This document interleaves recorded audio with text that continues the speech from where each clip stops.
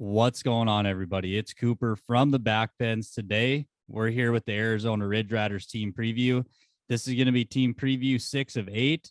We're getting down to the end of these, which is good because we're about 3 weeks away, give or take, from the PBR team series regular season kicking off. And I am excited to see that unfold in Cheyenne, Wyoming. Is going to be the first regular season event.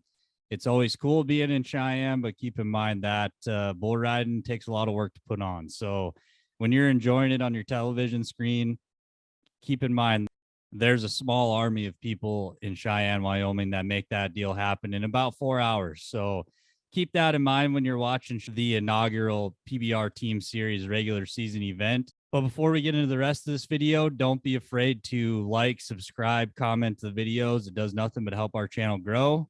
It's easy. You just click a couple buttons. You're subscribed, ring the bell. You'll know when we drop new content. But like I mentioned, we're talking the Arizona Ridge Riders today. They're going to be led by Paulo Crimber and Colby Yates. So it's going to be an interesting video to do, but we'll quit messing around. Let's grab them slides.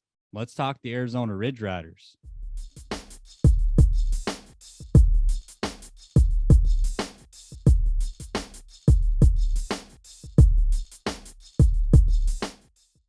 To kick things off, let's just talk about who the Ridge Riders drafted. Like I mentioned, Paulo Crimber, Colby Yates, they are going to be the co-head coaches of this team series for the Ridge Riders. Now, also, before we get into their roster, this is the last team that is privately owned.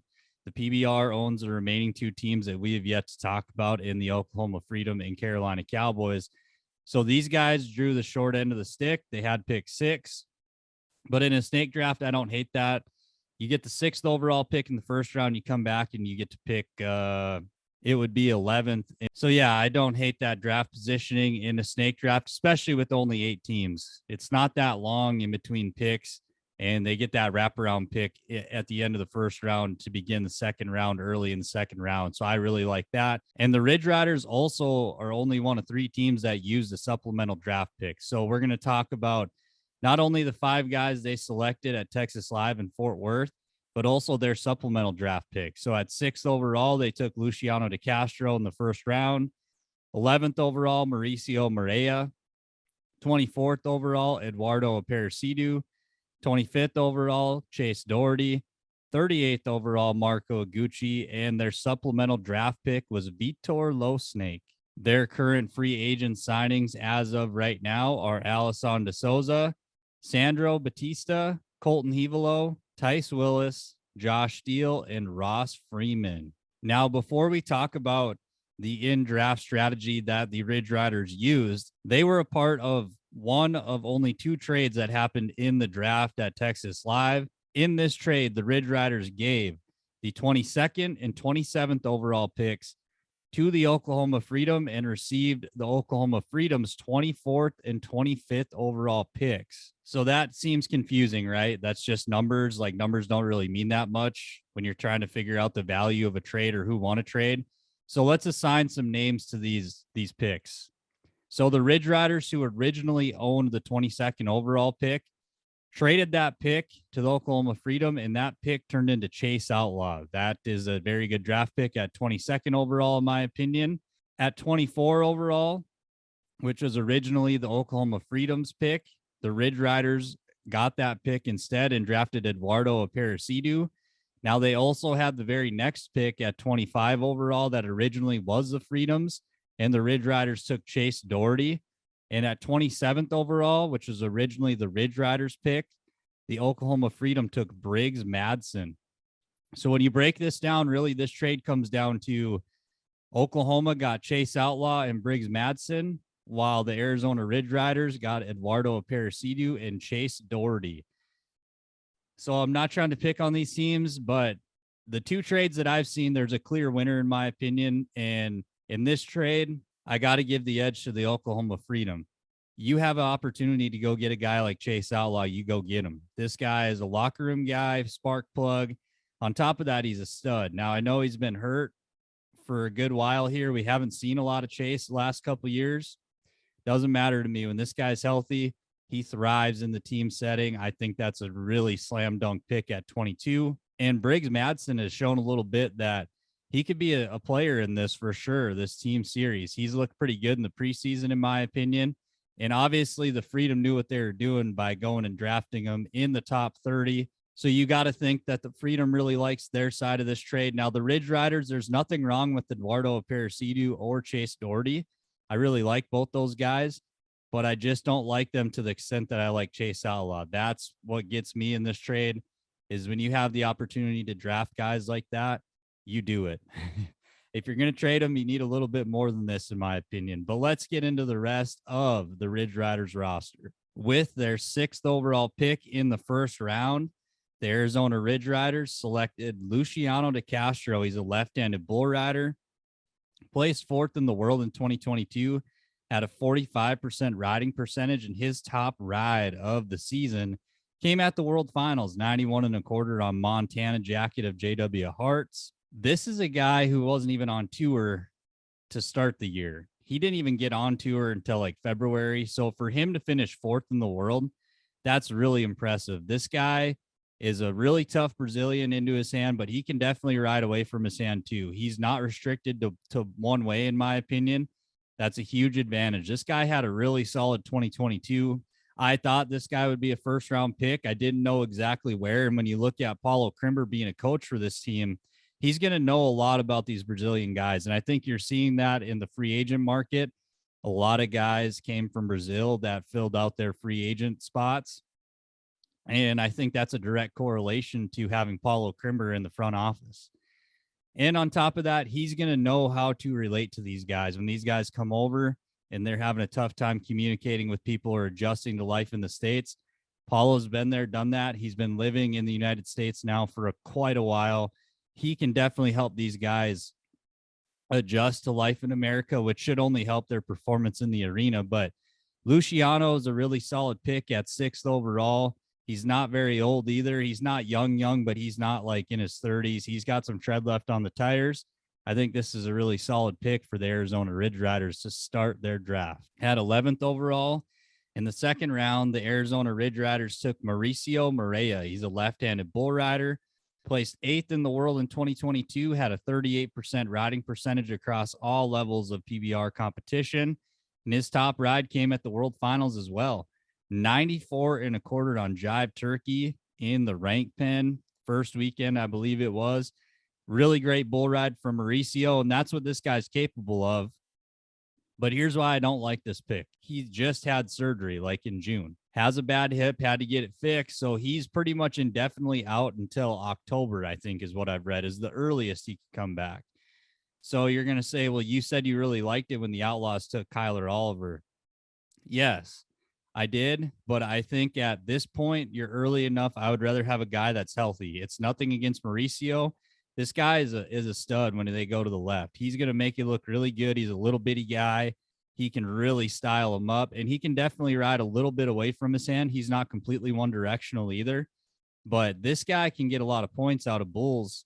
But if you know you don't have him till October, this is a tough sell for me because there were guys who can ride at this guy's level that are healthy. You knew were healthy. And that was the tough thing about this draft. As far as I know, these teams didn't have carte blanche access to medical records. So you had to kind of go off of what the public knew or what that guy was telling you. And this guy didn't have surgery till after he got drafted. So this is a tough sell, in my opinion. This is a really tough deal for the Ridge Riders.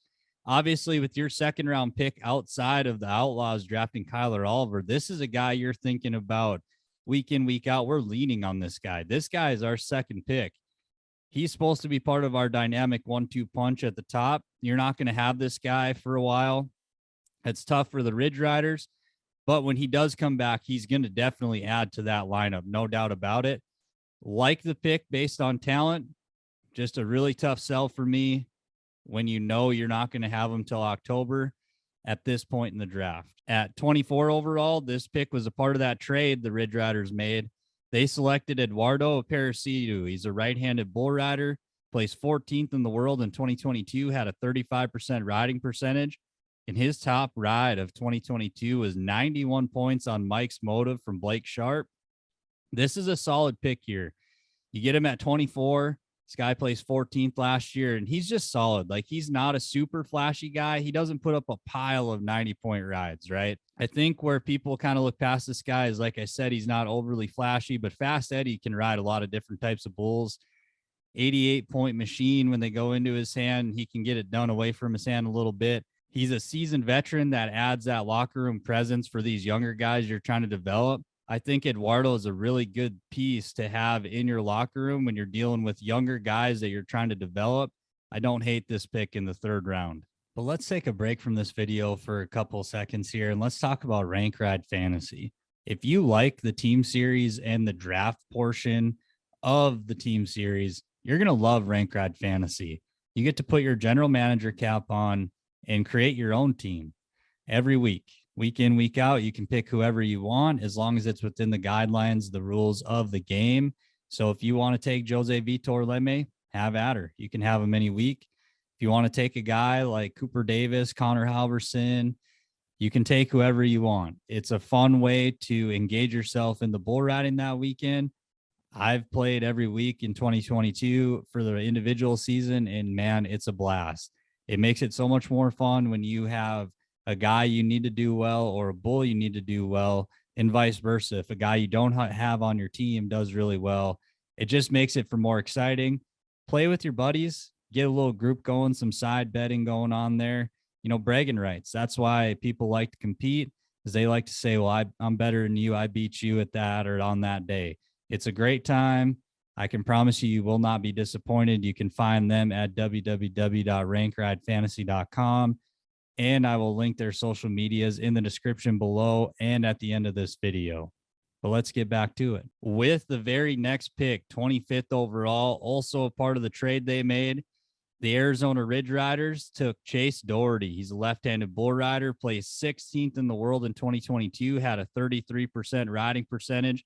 And Chase's top ride last year was 90.5 points on Red Clark. I really like Chase Doherty. He's a younger guy. I think he's 23-ish, maybe 24, give or take. He's right around there.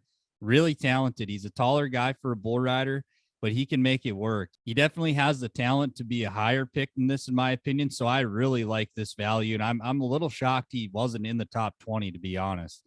Successful guy on the pro rodeo end of things when he was over there. Kind of transitioned to the PBR over the last 18 months to 2 years, and he's done really well. Hasn't been a world title contender necessarily, but solid guy, talented guy, makes a lot of short rounds, stuff like that. Definitely one of the top end guys that was on tour in 2022. At 25 overall, I think Chase Doherty returns this value for the foreseeable future. He's a top 25 bull rider in the PBR year in, year out, as long as he stays healthy. I just think this is just a solid pick. You get a little bit of upside, and he's pretty dang tough too. I mean, he's not afraid to go back to him after a wreck. So I don't mind this pick at all at 25. In fact, I think the Ridge Riders got pretty good value in the 4th round here. And with their last pick in the startup draft, the Arizona Ridge Riders at 38 overall selected Marco Iguchi. He's a right-handed bull rider, placed 34th in the world in 2022, had a 27% riding percentage. And his top ride at 2022 was 90 points on First Down of J.W. Hart. This is a grizzled veteran that he's been around the game for a long time at the PBR level. I mean, this guy, been there, done that. Hasn't been a world champ, but he's had a lot of success over the years and made some really big bull rides. At the end of the day, I think Marco Iguchi is better than the 34th ranked bull rider in the world. Now, just from a locker room standpoint, this is a good guy to have in there. He really brings that dynamic along with Eduardo Aparecido, that he can mentor these young guys. These young guys can look up to him, and he can help them develop and progress in their life in America, make it easier for them outside of the arena, which only pays dividends in the arena. I don't hate this pick at all. At 38 overall, Marco Iguchi returns value on that pick for a few years. He's not a spring chicken, so I don't know what kind of contract long-term they're looking to lock this guy down into, but it makes sense to me with the Paulo Crimber connection, Eduardo, Luciano. I mean, this is a Brazil-heavy team to start it off. This pick makes total sense, and I think they got really good value at 38 overall with Marco Iguchi. Like I mentioned already, the Arizona Ridge Riders were one of only 3 teams to use a supplemental draft pick. And with that supplemental draft pick, they took Vitor Losnake. He's a left-handed bull rider. Didn't have any stats in the world standings in 2022. But from what I know about this guy, he's a Brazilian guy, has spent most of his career over there. So that's why us fans in the States, we don't know much about this guy unless you're watching the Brazilian bull riding that I believe is on YouTube.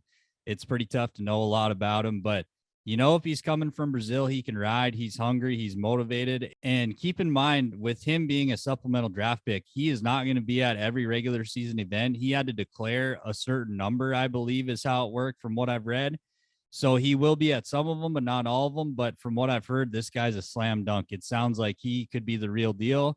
And when you're looking at Mauricio Morea being out for the first 2.5, 3 months potentially of this team series, Paulo and Colby are going to have to find somebody to step up and fill that void.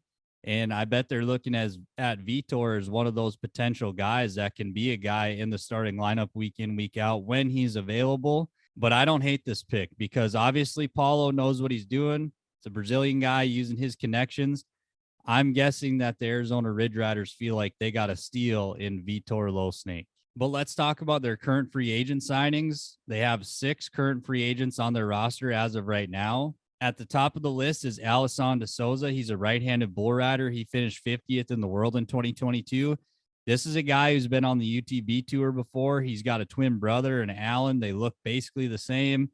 Red vest, red chaps. They're really hard to tell apart, but these two brothers can ride. This guy had an absence from the UTB tour, but regardless of what the reason was that kept him away for a while, this guy's really talented. You could argue that he could be a draft pick. So to get him on the free agent market, I definitely think he's probably a front runner, in my opinion, as the lead candidate to probably replace Mauricio Morea's spot in most of these games, starting out at least. Just because he's seasoned, he's seen this level of bulls before. It's not going to bother him. He's made the world finals. This guy's not a stranger to the bright lights and the big stages of the PBR. But keep moving down the list. Sandro Batista, he's a left-handed bull rider. He finished 207th in the world in 2022. So another Brazilian guy to add to the squad. And like we've said a whole bunch of times, I'm going to give you the benefit of the doubt. If you come from Brazil, pretty good chance you know how to ride bulls, in my opinion. Colton Hevelo, he's a left-handed bull rider, placed 78th in the world in 2022, and he did get to go to a few UTB events this past year. Didn't have a ton of luck at him, but the crazy part about this guy is he goes to his first ever Velocity Tour event, stepped out and won it, and within like 2 or 3 weeks, he is at a UTB event. So this guy moved up the chain pretty quickly. I'm interested to see what getting this guy into a coaching environment is going to do for his career. The talent's obviously there, and they rounded off with Tice Willis. He's a right-handed bull rider, 207th in the world in 2022. Josh Steele, left-handed bull rider, 207th in 2022. And Ross Freeman, he's a right-handed bull rider, did not have a placing in 2022. I think it's going to be tough missing a guy like Mauricio, but if anybody can pull through it, I think it's the Arizona Ridge Riders. And I'm excited to see the product they put in the arena come Cheyenne, Wyoming. But I think that'll about wrap it up, guys. Thanks for tuning in. This is Team Preview 6 of 8, so we've only got 2 more to go. And I am definitely excited to talk about the Carolina Cowboys and the Oklahoma Freedom. They're some of the most interesting teams, in my opinion, when it comes to this team series. And I'm definitely excited to break them down and talk more in depth about who's on their roster and why I think they're going to be tough to beat coming up here in 2022. But don't be afraid to like, subscribe, comment, leave any feedback on these videos you'd like. We're always looking for suggestions of content you guys want to see, want to listen to, etc. So we're planning on doing a lot more with this team series as the regular season approaches. We'll probably put out a power rankings predictions type video as well once we get closer. But I think that'll be about it for today. I'll link our social medias as well as Rank Ride Fantasy social medias in the description below. Don't be afraid to check out any of our other videos on our channel as well. We've got more than just this type of video. I just posted a little video of some GoPro footage I took from the weekend. So we're trying to be more diverse and give you guys a little bit different types of content as well. But until next time, You guys have a great one and come back and visit us again from the back pens.